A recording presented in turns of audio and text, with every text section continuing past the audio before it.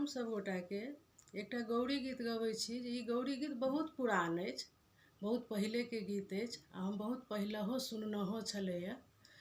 लेकिन संजोगवश ई गीत एकटा हमरा भेटल एखन जे हम सबके लगमे गाबि रहल छी। आशा करै छी जे ई गीत सबके नीक लागत आ जँ नीक लागत तऽ अपन लाइक कमेंट जरूर करब आ ई गीत जरूर अहूँ सब गायब। बहुत नीक गीत अछि गौरी माताके।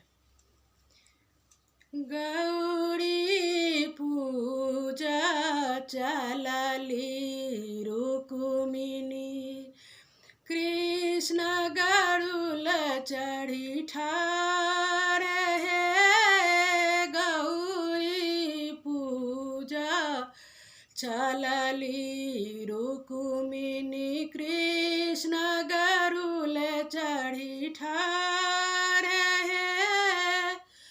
मंगल मंगल कहु सखी सब, मंगल मंगल कहु सखी सब, मांगब शुभ आशीष है। गौरी पूजन चलली रुक्मिणी, कृष्ण गरुड़ चढ़ी ठाढ़ है।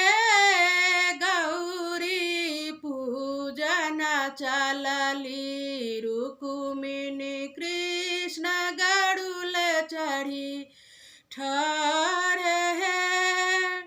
कथिया के मंदिर कथिया सिंहासन, कथिया के मंदिर कथिया सिंहासन, कोने देवी मनब है, कोन देवी मनब है। गौरी पूजन चलली रुक्मिणी, कृष्ण गरुड़ चढ़ी ठाढ़ है।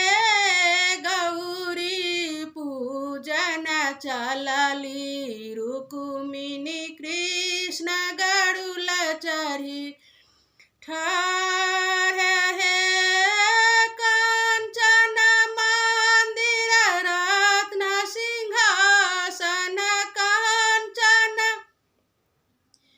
मंदिर रत्न सिंहासन, गौरी माता के मनब है, गौरी माता के मनब है।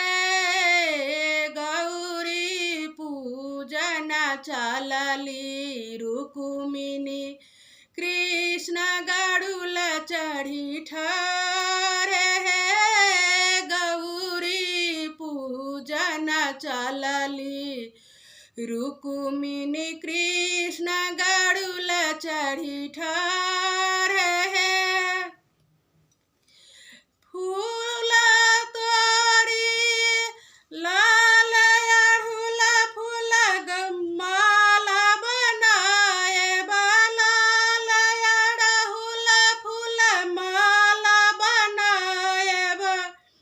साजी फूल फूल डाली है, साजी फूल फूल डाली है। गौरी पूजन चलली रुक्मिणी, कृष्ण गरुड़ चढ़ी ठाढ़ है। गौरी पूजन चलली रुक्मिणी, कृष्ण गरुड़ चढ़ी ठाढ़ है। मंगल मंगल कहु सखी सब, मांगब शुभ आशीष है। गौरी पूजन चलली रुक्मिणी, कृष्ण गरुड़ चढ़ी ठाढ़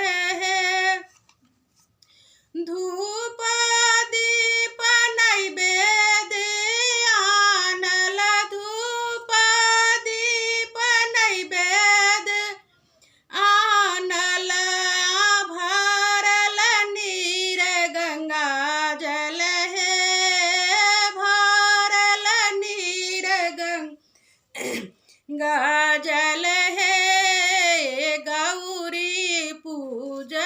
चलली रुक्मिणी कृष्ण गरुल चढ़ी ठार हे गौरी पूजन चलली रुक्मिणी कृष्ण गरुल चढ़ी ठार हे सोना सिंदूर सपड़ी लेलनि सोना सिंदूर सपरी लेलनि चलली गौरी मंदिर हे चलली गौरी मंदिर हे गौरी पूजी पूजी भाग जे मंगलनि मंगलनि दीर्घायु बात है